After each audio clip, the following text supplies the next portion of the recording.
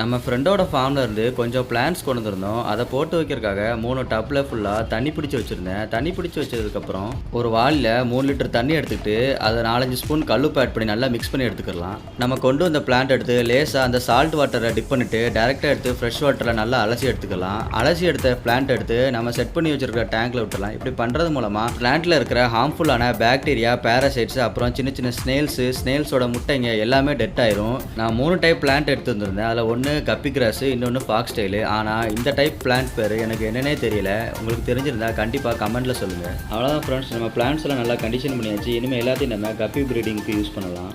நம்ம ஃப்ரெண்டோட ஃபார்ம்ல இருந்து கொஞ்சம் பிளான்ட்ஸ் கொண்டு வந்திருந்தோம். அதை போட்டு வைக்கிறதுக்காக 3 டப்ல ஃபுல்லா தண்ணி பிடிச்சு வச்சிருந்தேன். தண்ணி பிடிச்சு வச்சதுக்கப்புறம் ஒரு வாளில 3 லிட்டர் தண்ணி எடுத்துக்கிட்டு, அதை 4, 5 ஸ்பூன் கல்லுப்பு ஆட் பண்ணி நல்லா மிக்ஸ் பண்ணி எடுத்துக்கலாம். நம்ம கொண்டு வந்த பிளான்ட் எடுத்து லேசா அந்த சால்ட் வாட்டரை டிப் பண்ணிட்டு டைரக்ட்டா எடுத்து ஃப்ரெஷ் வாட்டர்ல நல்லா அலசி எடுத்துக்கலாம். அலசி எடுத்த பிளான்ட் எடுத்து நம்ம செட் பண்ணி வச்சிருக்கிற டேங்க்ல விட்டுறலாம். இப்படி பண்றது மூலமா பிளான்ட்ல இருக்கிற ஹார்ம்ஃபுல்லான பாக்டீரியா, பாராசைட்ஸ் அப்புறம் சின்ன சின்ன ஸ்னேல்ஸோட முட்டைங்க எல்லாமே டெட் ஆயிரும். நான் 3 டைப் பிளான்ட் எடுத்து வந்திருந்தேன். அதுல ஒண்ணு கப்பி கிராஸ், இன்னொன்னு ஃபாக்ஸ் டெயில். ஆனா இந்த டைப் பிளான்ட் பேரு எனக்கு என்னன்னே தெரியல. உங்களுக்கு தெரிஞ்சிருந்தா கண்டிப்பா கமெண்ட்ல சொல்லுங்க. அவ்வளவுதான் ஃப்ரெண்ட்ஸ், நம்ம பிளான்ட்ஸ் எல்லாம் நல்லா கண்டிஷன் பண்ணியாச்சு. இனிமே எல்லாத்தையும் நம்ம கப்பி பிரீடிங்க்கு யூஸ் பண்ணலாம்.